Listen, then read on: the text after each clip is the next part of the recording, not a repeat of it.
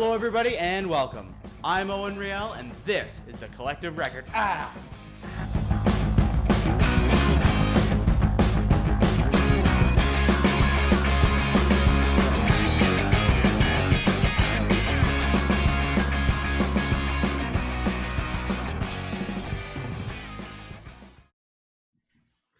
Hello, everybody, and welcome back. I'm Owen Riel. This is Emma Kaser. And this is our second episode of the Collective Record podcast. I'm super excited for the topics we have in store for you today. We're going to be talking about Quebec's Bill 21 and us versus them mentality. We're going to be talking about the crisis in Hong Kong. And after our break, we're going to be talking about the CUPE strike that's taking place in Ontario. CUPE workers are currently about to go on strike tomorrow if a deal is not reached with the Ontario government. So that includes custodians, EAs, and other workers in the education board. So we're going to wait until after the break to bring you that issue so we can find out whether or not there's a collective agreement. All right. So our first issue of the day is Quebec's Bill 21. So this bill this isn't necessarily super new news. This issue has been going on for a little while. So if you don't know what Quebec's 21st bill is, it bans public sector workers from wearing any sort of religious symbol while they're working, which basically means that Muslim women who wear a hijab cannot wear a hijab when they're at work. Jewish men who potentially wear a yarmulke cannot wear it, and Sikh men cannot wear their turbans at work. And obviously we feel that this is a huge infraction of religious freedom. And that, in fact, is in the Constitution, that governments cannot impede people's religious freedoms if they want to wear clothing associated with their particular religion. But Quebec's government has used the 33rd section of the Constitution, the notwithstanding clause, to get around that freedom that people have. So essentially what you have is a serious case of discrimination by a province here. And this fits in the scope of the federal election because Quebec's government, the Coalition Avenir Quebec, is pushing the federal leaders to not get involved in this issue. And they don't want any intervention by the federal leaders because almost all of the federal leaders, at least the Liberals, the Greens, and the NDP, are all very against any kind of religious symbols bans at work because that it totally, violates people's religions, right? Which is completely unacceptable. And it's clearly a target against religious minorities, at least in my view. Debate has been had over this, and Stephen Harper in the last election, in the 2015 federal election, proposed banning the niqab, which is a different kind of headwear for Muslim women that covers the entire face except for the eyes, and he wanted to ban that during the citizenship oath. And the Premier of Quebec says that to avoid extremism, you have to give a little to the majority. And he also said, I could have gone further, which to me at least are like very transparent. That's so bad. Yeah, like that's very transparent racial threats, right? Like he says, I could have gone further when he's already having to use that part of the Constitution that can violate another part of the Constitution, right? I haven't heard this quote before. No. It was relatively new. I was doing some searching this week for it, and he said he literally a reporter asked him about this, and he said, "No, I could have gone further if I wanted to," which is kind of crazy. Like that's very clearly racist. That's pretty to imagine in 2019 that sort of thing can take place is kind of ridiculous. I mean, in any time that's unacceptable, but especially in today's political sphere, the fact that he can threaten religious minorities that way, to me, is at least completely unacceptable. So, sorry, you were saying that the bill was banning religious symbols for public workers. Yes. I know there was also a thing in Quebec where it was like you couldn't use public transportation if you were wearing like a niqab. What are you saying? I'm not sure. I remember reading about that. I mean, I know at least bus drivers wouldn't be able to, but I don't know if you can. Riding public transportation, and they say it's like a safety issue, but Well, it You was know? okay. So I know what you're referring to. Yeah. I think they floated a bill a while back that wasn't. They didn't say religious symbols. They said any sort of facial covering. Oh, okay. So Gotcha. they. Still seems So seems a in that, I don't know little. if that bill passed or not, but in that bill they wouldn't have had to use the Mhm. notwithstanding clause because technically that's not a violation of religious freedoms because they specifically say facial coverings, which But it, obviously is a yeah, target, right? it Like, seems you like know, it's a pattern, you right? have If and you're you have to trying go to.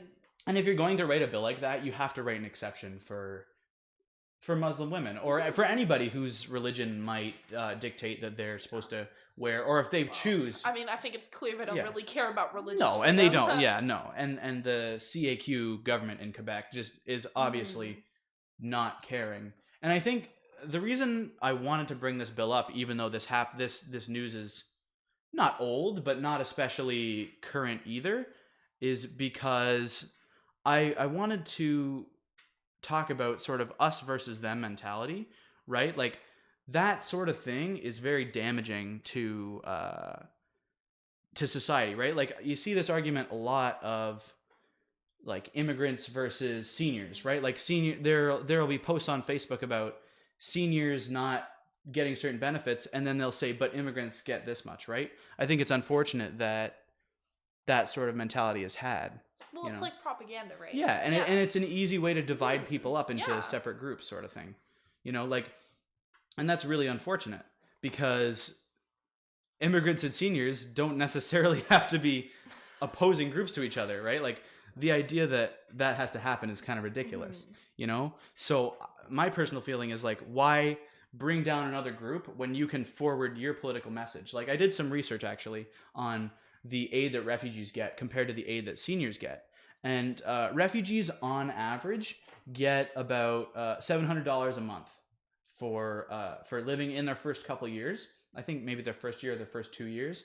And seniors get more than refugees at about $1,000 with Canada Pension Plan and OAS combined. And obviously, for a lot of seniors, $1,000 a month is not enough, No. right? Like that is a Well, huge lifestyle but change. neither is $700 for refugees. No, but the thing is, I think a lot of refugees like they're expected to go out and Mhm. get a job, right? Well, Like of course, because a lot of the that's fair. yeah, so I think that's the difference is Okay. the $700 is more just to kind of set them up in their new life in Canada. Okay, I see. Not yeah. Um so yeah, I did a little bit of research on that and there's a lot of posts that'll say like refugees get $2,000 a month compared to seniors 600. Mhm. And those figures are incredibly misleading because that's not true. They what some of these Facebook posts have done is they've basically taken the sum that refugees are given in their first month. They do a lump sum in the first month so that they can set themselves up, and then they Yeah. reduce it to $700 a month. Uh, and they conflate the $600 with the average payout of CPP, not including OAS. So what they do is they try to make the situation seem like it's not what it actually is, and then these two groups end up being contrary to each other. Seniors are feeling like their services are being taken away because refugees are coming into the country, and refugees are feeling like, oh, seniors hate me and I need to, like I need to protect myself, right? Like it's this horrible kind of division that governments want this kind of division so they don't have to give in to both groups, so they can give in to one or another, so they don't have to try and provide services to both. Sure, but I mean, those posts you're talking about are not from the government. No, but the thing is, like the Conservative Party, for example, not I don't want to just bully the Conservative Party, but Mhm. they'll talk about like foreign aid as if it's this massive portion of our budget, and it's when you look at the numbers, it's really It's not. not. We're distorting it. Yeah, they're distorting it, and Stephen Harper, his levels of foreign aid spending are just I think pretty well on par with Justin Trudeau's. I think they're relatively close. I mean, Justin Trudeau's announced some ones late in the year because it's an election year, which tends to happen.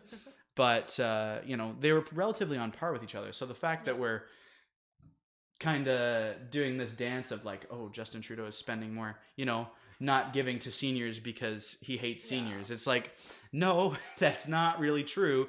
That's not really how it works, Um Well, I think it's really interesting that we're seeing this like us versus them mentality just Mhm. everywhere And- nowadays, right? Like in the US with Donald Trump, we were just talking about it with Brexit last week.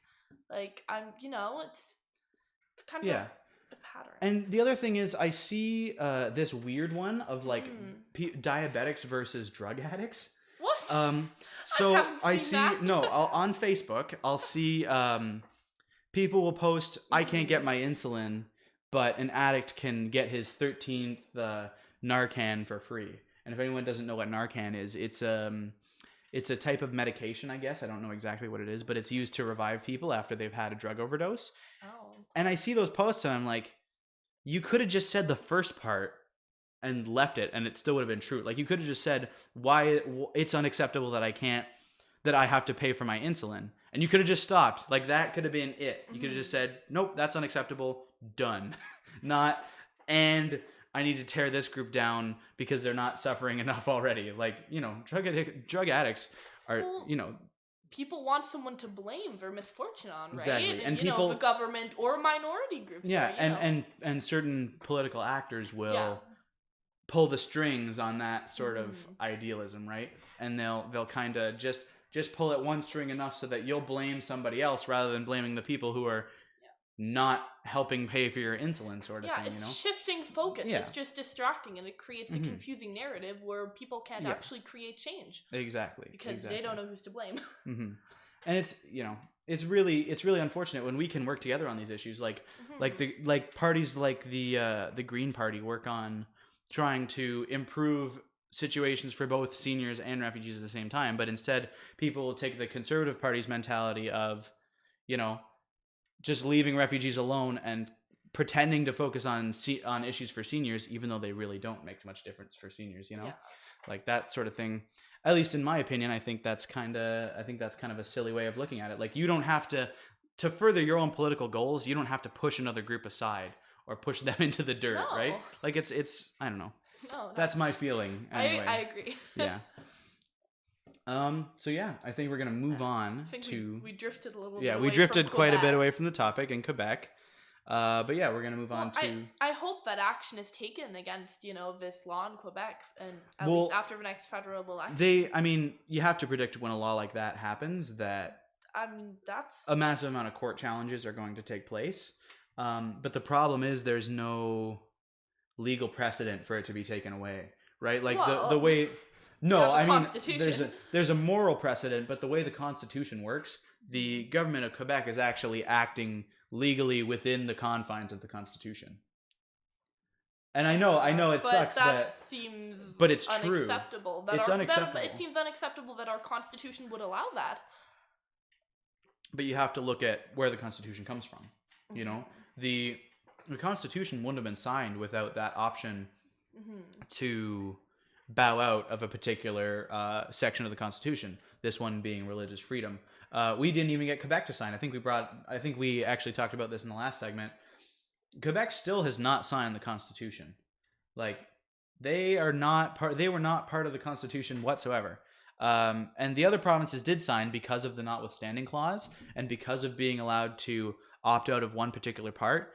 But we still have not gotten a signature from Quebec in the Constitution, and we probably never will. So it doesn't matter. Yeah, doesn't really matter anyway. That's really concerning.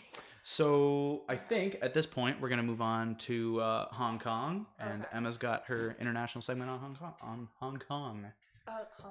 Okay, yeah. So like Owen was saying, we're going to talk about the kind of crisis protests that are going on in Hong Kong right now. So we're gonna, to really understand what's going on, we're going to go a little bit back in history, all the way to the 1770s. When there was a trade war going on between Britain and China. At this point, Hong Kong, right, it's an island near the mainland of China. It was a part of China, right? And China was in this war with Britain. And they were losing the war, and they were losing very dramatically. They had, it was like a naval war, and the British Navy was far superior to the Chinese Navy, so they were having a lot of casualties. And they were very quick to want to make, kind of a treaty so that they could stop dying. So what ended up happening is that in 1842, the Treaty of Nanking, it did a bunch of things. It opened some seaports along China, but the most significant thing that it did is it handed Hong Kong over to the British. So what that kind of means is that Hong Kong, an island, right, part of China before, was like leased to the British, and it became kind of like a British colony. So it was governed by, the government back in London. It was capitalist. It didn't hold any real ties to China. But like I said, it was leased. So this was not permanent. It kind of stayed a British colony for 165 years. And then it was finally handed back to China in 1997. But what the British did when they gave Hong Kong back, because Hong Kong had flourished into, a really great center for trade. How many people are living there now? I think it's 7.5 million. 7.5. So it would have been less then, but right, they've had population growth, they've had incredible economic growth, and they didn't just want to let Hong Kong go back to communism. So what they said was, okay, we're gonna give you Hong Kong back, right? But we're going to institute this whole basic law thing, which means that for 50 years after the British handed Hong Kong back to China, they had to remain capitalist, so have a free economy, and they had to maintain civil liberties. So, like, free speech, freedom of press, free association, and they had an independent judicial system. So that is kind of where we're at right now. This 50-year term under which Hong Kong has to remain under basic law is going to be up in 2047. So that's cutting it pretty close. But before we go more into that, which is the reason why people are protesting today, right, we're going to just go into how Hong Kong is governed today, right? So like I said, it was handed back to China, but it is still under this basic law, right? So what it is considered is a special administrative region. So it's part of the People's Republic of China, but it's kind of under a like one country, two systems operation, right? They maintain their own government and control over domestic and economic affairs, but China controls all foreign policy. Like, for example, Hong Kong, like, they don't have a UN ambassador or like any diplomats in other countries. That's all under China. But like I said, they do have their own economic system, judicial system, their own money, their own passports, their own immigration channels. So the way government is elected in Hong Kong is very complicated. When I was researching this, and it was just a whole mess. But basically there's two bodies, and one of them is the legislative branch, and one of them is the executive branch. So the legislative branch is it's comprised of 70 members, and they are elected by popular vote, right? So we have democracy, popular vote, and then we have the electoral committee, which is elected in a very complicated and non-democratic way. And this electoral committee then comes together and, names the chief executive, which is kind of like the prime minister or the president or whatever of Hong Kong. They come together, they name this person, and then mainland China has to approve of the chief executive for them to be in power. So it's not a completely democratic system, right? There's no like universal suffrage, there's no elections.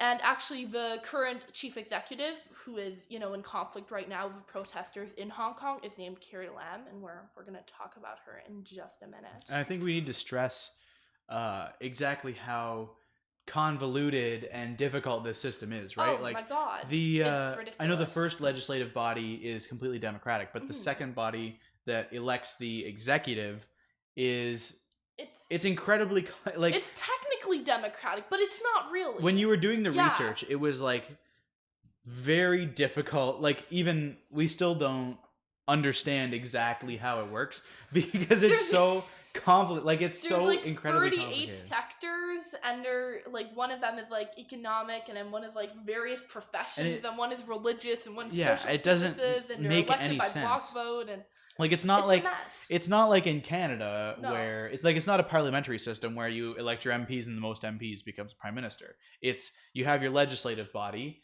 and then you have this separate body that's kind of not really democratic in any way. Yeah. And then they elect the executive, who then has to be approved by the government of China. Yeah, so it's semi-democratic, but not really. Mm-hmm. And I mean, it's complicated on purpose, right? To confuse people and to get people to not participate in the political process. And it wasn't always that China had to Yeah. approve the executive. Yeah, so which is where we're going to go right now, because we know there's protests going on right now in Hong Kong, right? They've been going on for a while. But there was actually another series of protests previous to this in 2014. So I don't know if you've heard of it. It was called the Umbrella Movement. And it was protesters carried like yellow umbrellas with them for some reason. So it was called the Umbrella Movement. But what happened back then was that Hong Kong's electoral system was reformed. And the mainland government of China was given the right to pre-screen chief executive candidates and, like Owen was just saying, approve them. So there were all these student-led protests like there's going on now, these pro-democracy advocates who would not let this stand. But the movement just kind of fizzled out, and the government did not make any concessions, right? Like I just said, now China has to approve the chief executive. But that was kind of, I would say, this 2014 movement was the start to the movement that is going on now, which we're going to talk about now. So what's going on now is, and it's been going on since about February, is the extradition bill.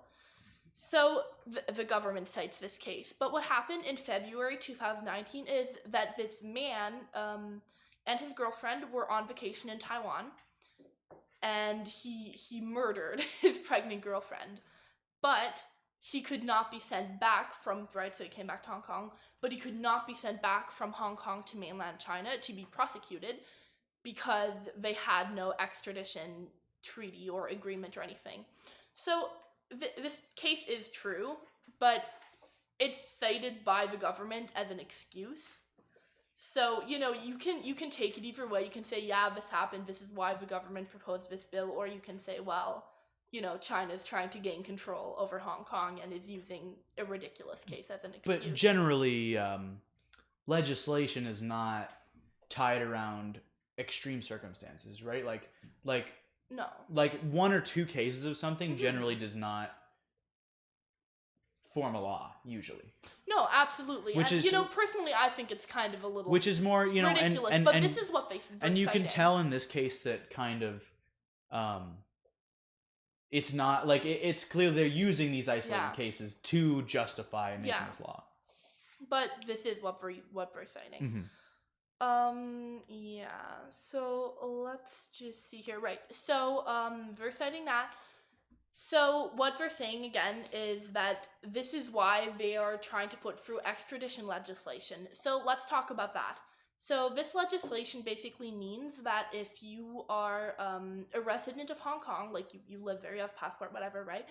And you commit a crime in China or a crime against China, they can come and get you or send you there, and you can be put on trial in China.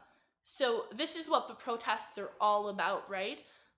They do not want this to happen, protesters, because they are, frankly terrified of China's judicial system, right? It's, fundamentally different than any, free country, British Commonwealth capitalist judicial system would be, right? And it has actually, which I was a little shocked at, it has a near 100% conviction rate, China's judicial system. Yeah, which is clearly a function of dictatorship. Right. So, but I was shocked by that. I didn't know that personally. Right. So, people are very worried, or were very worried, that what was going to happen was they were going to, be prosecuted for their, political activism or their political opinions in mainland China over, excuses like tax evasion or, something like that. This was a huge concern because a lot of people had been participating in the 2014 Umbrella Movement protests, right? But then, so there's that, they're afraid of being persecuted, but also this is just another case of mainland China exerting more and more control over Hong Kong, right? And I mean, that's terrifying to Hong Kong. They've been living in, relative freedom with, a capitalist economic system for years and years, but like I said, this term is slowly coming to an end in 2047. And that situation is comparable to a lot of different actions that the communist Chinese government has taken in recent years. Like in the South China Sea, for example, the government of China is actually creating islands. Oh. They're putting islands into the sea so they can use them for military purposes, going further and further out so they can claim more of the sea as their territory, so they have sovereignty over it. So, sorry. Which is, it's interesting that, well, it's not interesting, it's scary that they're exerting influence all these. They're pushing their influence. China has grown so powerful, right? As a world power, as an economic power, and Hong Kong itself is very powerful. It's it's a hub for culture, for tourism. There's a lot of immigrants from all over the world living there. Like I have friends who live in Hong Kong. Like I don't, right? So it's like it's a thing, and China wants Hong Kong back. So until they can officially take Hong Kong back in 2047, they're just slowly exerting more and more control over Hong Kong, right? So the protesters, like I said, they're very worried about all these things, but it's just like I said, that general loss of democracy, right? The protesters are considered pro-democracy advocates, or they were before all the violence, but they're just genuinely terrified of being forced into a capitalist way of life, into a communist way of life. And any population would be, right? I mean, absolutely. Any population who's experienced that kind of prosperity under I guess you could say a westernized system would be very afraid, especially of the government of China, and having their civil liberties taken away. And that's terrifying. And if not sooner, at this 2047 deadline, these people will most certainly, in many cases, be prosecuted, shamed, imprisoned, and probably some of them killed. Yeah. Right? Like this is all these activists that have been out on the streets that are pushing for a permanent democracy in Hong Kong.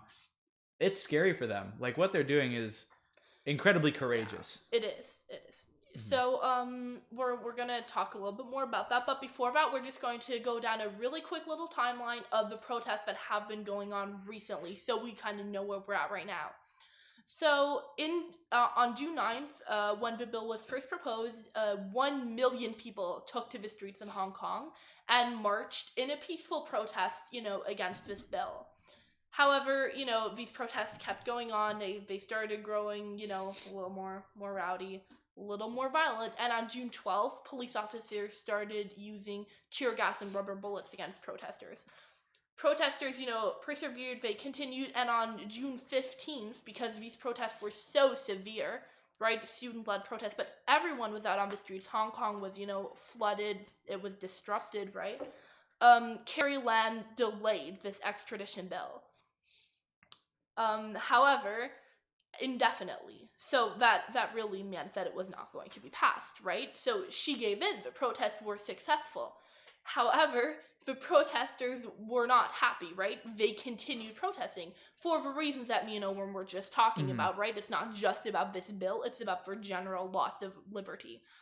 So what they were requesting after she had delayed the bill indefinitely was for it to be pulled completely and for her to resign. So, I think these are fair requests. I think they were fair requests at that point, but the protests just kind of continued to slowly grow more and more violent and desperate, and then police in response, or, the other way around, continued to grow more violent and, using tear gas, firing, rubber bullets at protesters, just kind of, it started as a peaceful protest movement, and it has turned violent. It was actually on CNN today earlier. I don't know, if anyone watches CNN, but there were images of protesters on there, and it has turned violent at this point. It's not a peaceful protest anymore. It's a fight. It's a fight for democracy. But what do you expect out of something like that, right? Like, what do you expect when a group of people is a lot of them fighting for their liberty, some of them fighting for their lives, right? Yeah. That group of people is going to do anything possible, and it, the way we view this situation, it doesn't look like there's a whole lot of hope for Hong Kong, which is But unfortunate. we'll go to that. But we'll get into that. We'll get into that. I'm pushing too far forward sorry, we just in have Emma's some more segment. timeline stuff. We want to make sure we really get what's going on. Because, we don't want to draw wrong conclusions. The little details are important. Yeah, so like I said, the weekend after that, actual gunshots were fired, and they started arresting people. So Hong Kong is, going against a civil liberty here that people have in Hong Kong to protest and to free speech, and started arresting activists. So the bill was, however, withdrawn. Carrie Lam withdrew the bill on September 4th. However, protests, like I was just saying, it was on CNN today, are still going on. However, at this point, they're pretty unorganized. They have no definitive leaders because said leaders were arrested, right? And it's just kind of a mess. They don't have any concrete demands, right? One of the things they definitely want is for Carrie Lam to resign for even proposing this bill, and they want to be able to vote for the chief executive. And, we don't really think this is going to happen. But I do understand the point of that they want Carrie Lam to resign. She is, essentially, and any chief executive would be in China, is just kind of, in Hong Kong, is just kind of, a puppet for the government of China. And so I really don't think that these protests are going to stop until she does resign. Okay, so we're going to look at one more recent event, and then we're going to talk about what the future may hold for Hong Kong. Which I already kind of touched on, and I forgot I wasn't supposed to. Trying to ruin my segment. It's very disappointing. No, okay, so on October 4th, which was Friday, right? It's Sunday. It was Friday. Protests they had been violent in the past, right? But they actually turned to a new violence when a 14-year-old boy and an 18-year-old boy were shot by police officers. So actually both of them the 18-year-old boy was shot in the chest and he's dead, but the 14-year-old boy is actually still alive. And he was arrested. After he was shot, he went to the hospital and he was arrested. So they actually said that he was shot by accident, but I just wanted to bring that up to really demonstrate how tensions are really escalating in Hong Kong. So after this happened, on midnight at Friday, Carrie Lam invoked emergency powers, left over from British colonial times, somehow still in law, to create a rule that made it illegal for protesters to wear face coverings when they are protesting. So, they've been wearing, masks, and she made that illegal. So the next day, and still on Friday night, thousands, once again, 1 million protesters took to the street. Some protests were peaceful, some were violent, but the kind of thing was that they were wearing face masks, right? They are not going to follow this law, so... I was just going to interrupt and ask that, if they wore face masks or not. Yeah. Because they're terrified not to, because they're going to be arrested, and right? That and they're presents, going to be persecuted. The thing is, Carrie Lam may or may not have, you have to, when you look at Carrie Lam as a figure, you have to wonder how much of it is her own feelings about policy, or how much of it is just solely pushes from the government of China, right? I think it's all China. I mean, you don't know about her as a person, but you can't, and we don't really know a whole lot about Carrie Lam, right? I haven't done a lot of research into her. But you have to wonder whether it's her own choices or whether it's the government of China. And I would definitely lean towards most of the choices probably being pushed by the government of China. I would argue it is, right? She's the chief executive, right? So she has to be approved by the government of China. She's, it's really kind of obvious that it is mainly the government of China pulling strings here, right?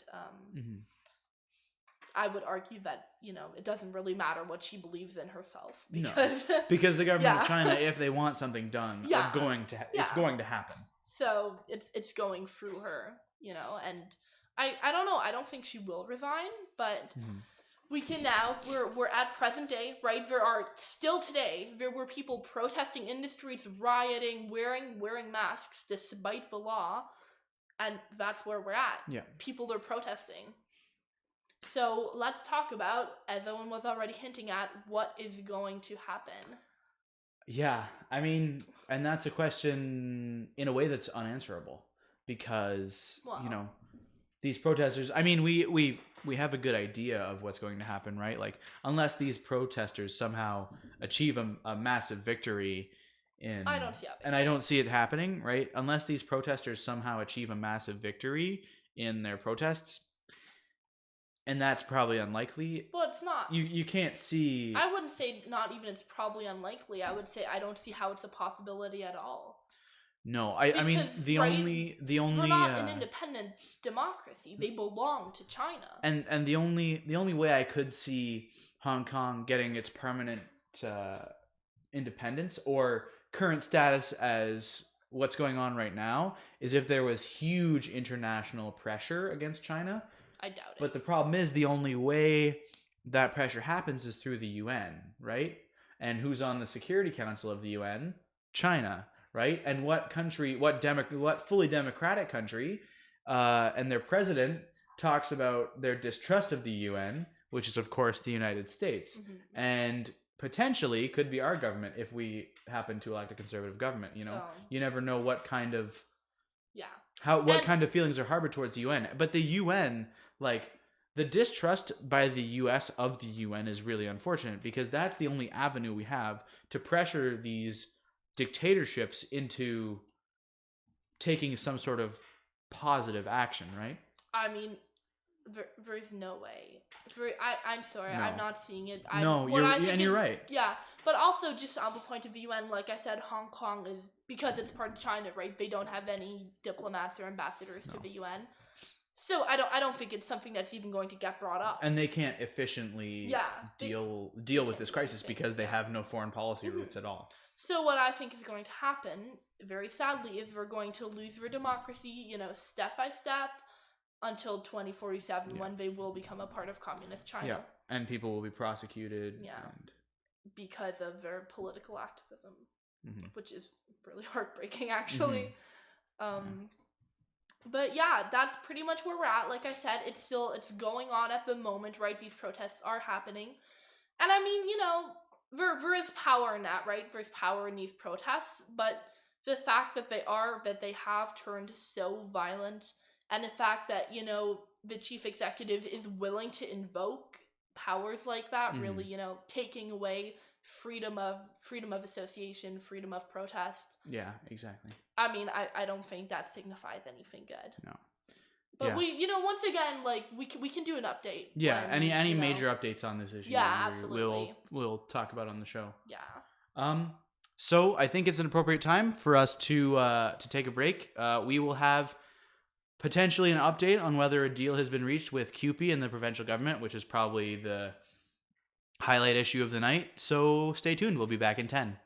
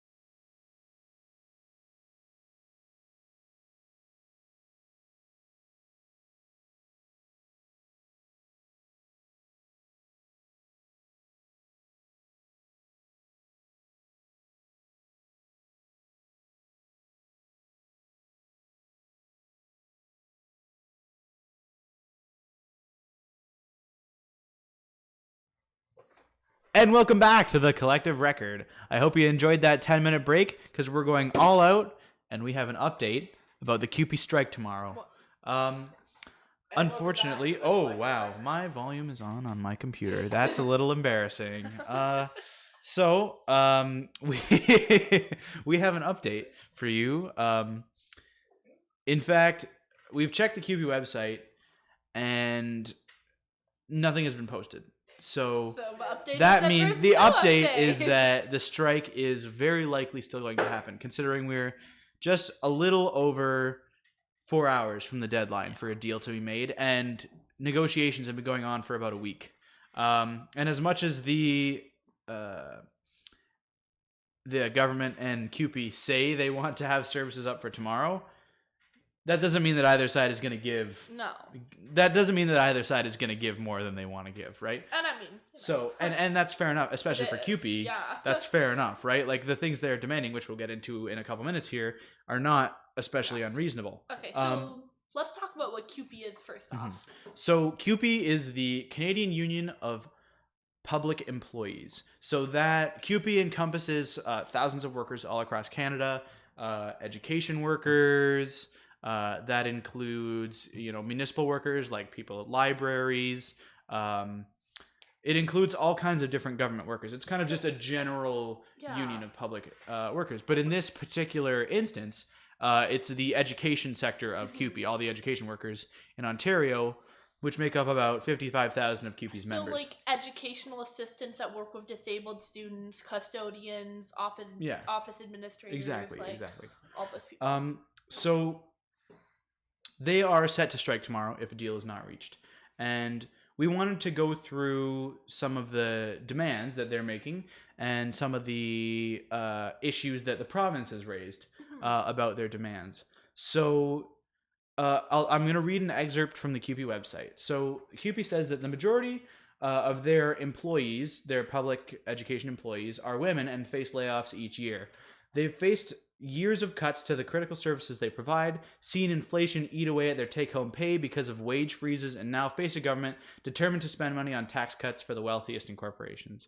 So essentially what that means is every a few summers in a row, a lot of CUPE workers have actually faced not having a job the year later, and they have not had their wages grow with inflation, which is incredibly important, and that's a very common practice in most public employees' contracts, and a lot of employees in general's contracts, is their wages go up every year for inflation. Many employees, right? And CUPE workers are some of the lowest paid in the public sector. Period. They make $38,000 a year on average, which is $3,000 below the bottom pay for elementary and high school teachers.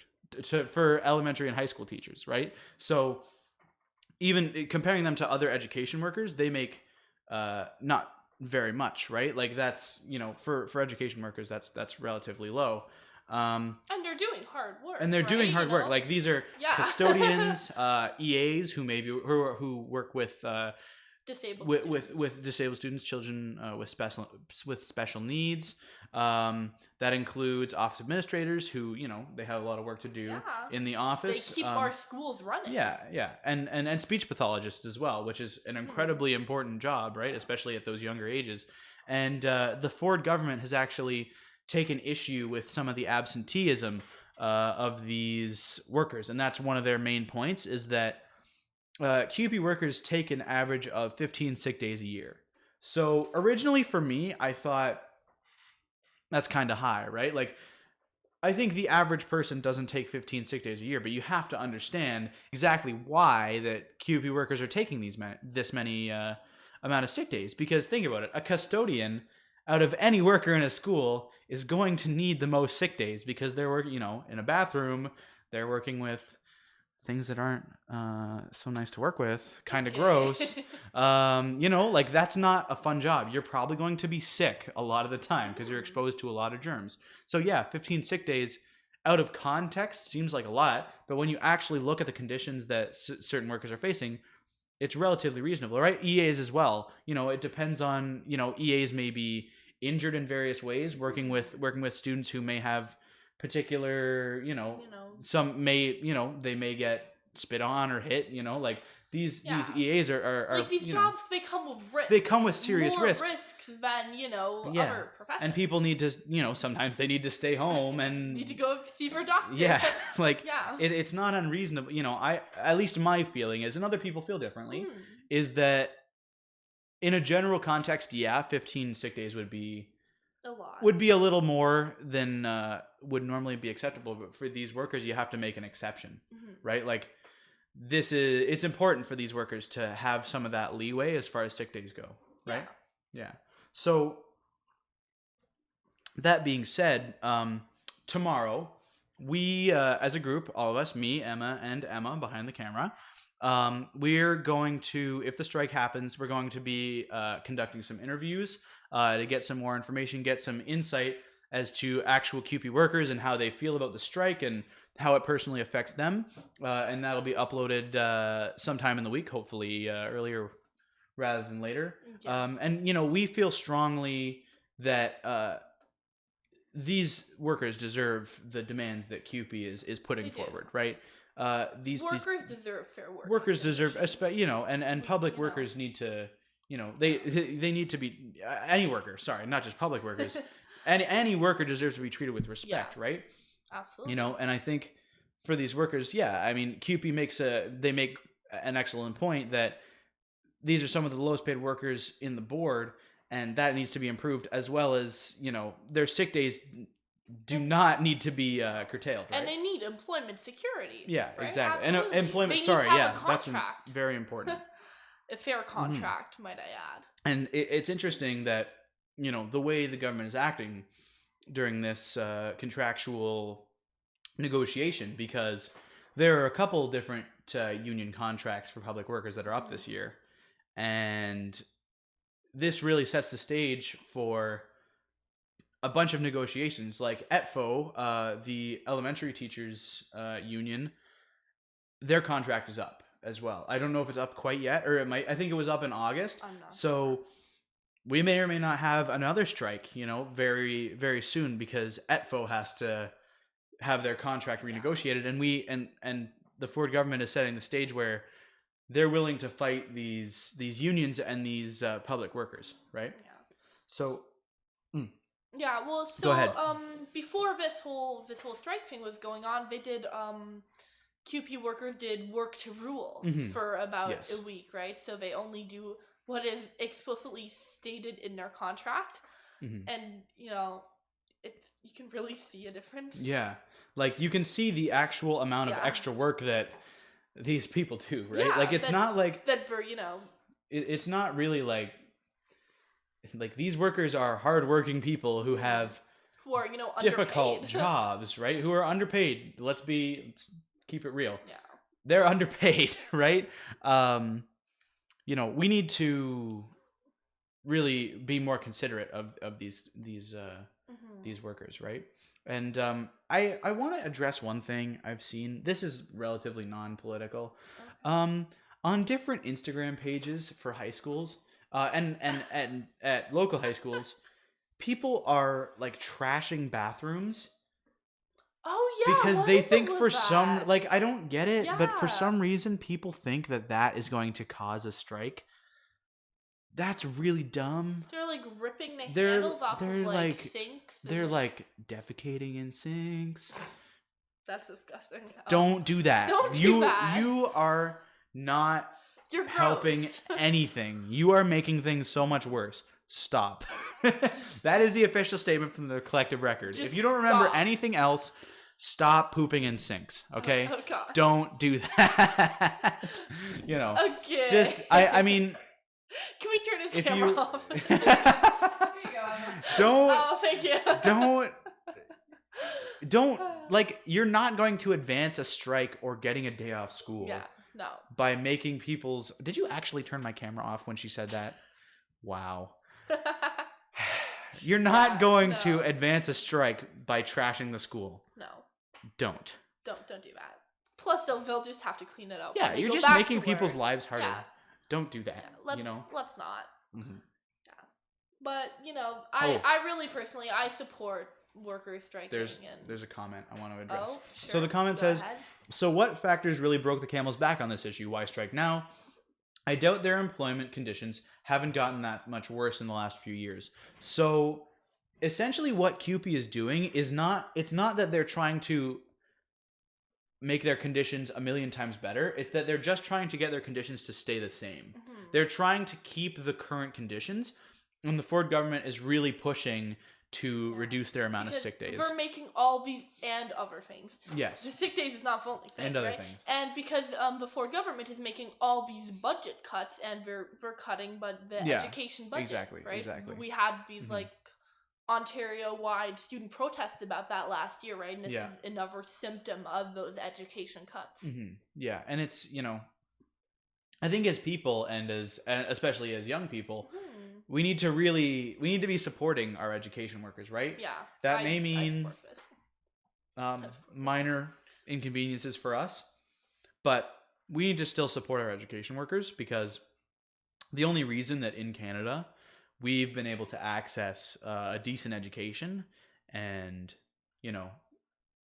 important resources is because of our strong public education system. Absolutely. And our hardworking public education workers. That include teachers, custodians, EAs, administrative assistants. We need to value their jobs because they are so incredibly important to the system, and we need to be thankful to them, as well as when they go on strike. At the very least, we need to not speak out against them, but we need to, if you can, go and strike with them on Monday. Obviously be peaceful. Don't do anything stupid and start punching people. Be peaceful, but go strike with them. Maybe bring them snacks if that's something you can afford to do. We need to support our education workers is the bottom line, right? So yeah.